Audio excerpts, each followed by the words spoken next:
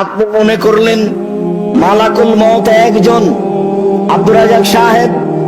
মালাকুল মউত জান কবজ করার জন্য মানুষের মাথার পাশে বসে। তা আমাদের বাড়িতে এসেছেন, তাহলে আর এক বাড়িতে লোক এই সময়ে মারা যাচ্ছে কিভাবে? 1 মিনিটের মধ্যে সারা পৃথিবীতে এত মানুষকে তিনি মারেন কিভাবে? মালাকুল মউত একজন ফেরেশতা, যাকে আপনারা বলছেন আজরাইল। আজরাইল নামটা ভালো হয়নি, এটা ফার্সি নাম, এটা গালির মধ্যে চলে গেছে।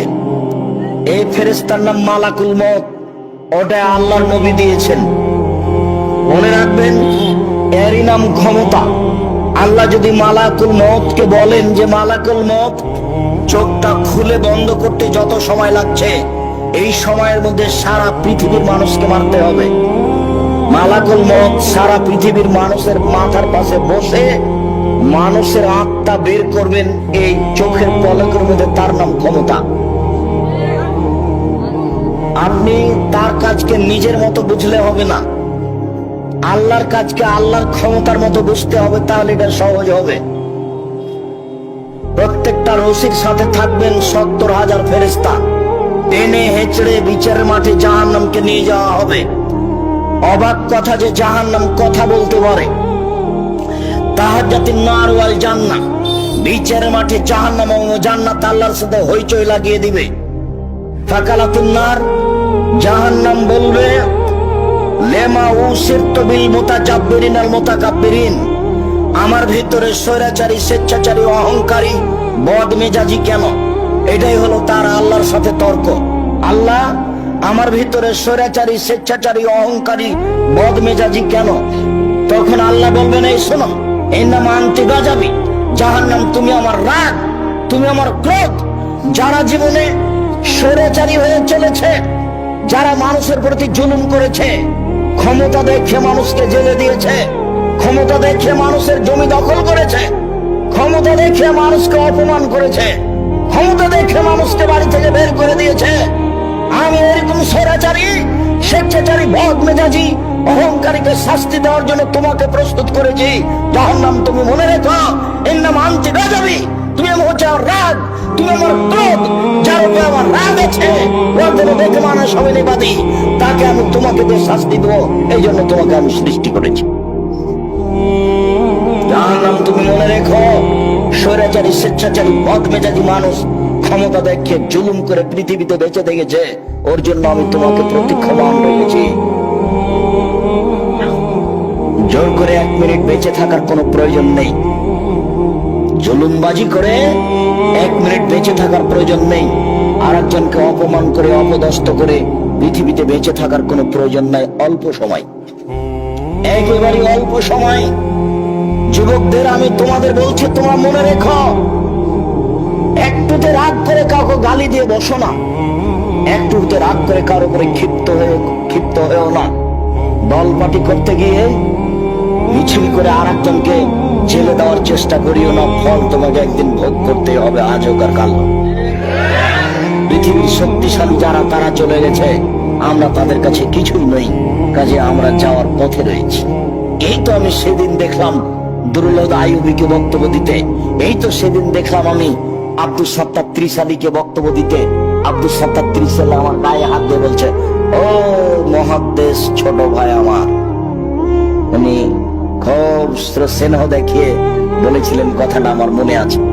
আর আমি যেদিন মাঠে নেমেছি, সেদিন থেকে আমি আলহামদুলিল্লাহ অনর্গল হাদিস অনুবাদ করতে পারি, হাদিসের বাক্যের আগে পিছিয়ে হবে না।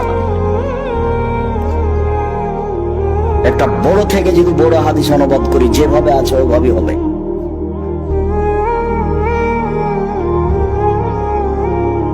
আমি দেখলাম এই তো আবু তাহের বর্ধমানীকে বক্তব্য দিতে, আমি দেখলাম আব্দুর রব খুলনাকে বক্তব্য দিতে, তারা চলে গেছে।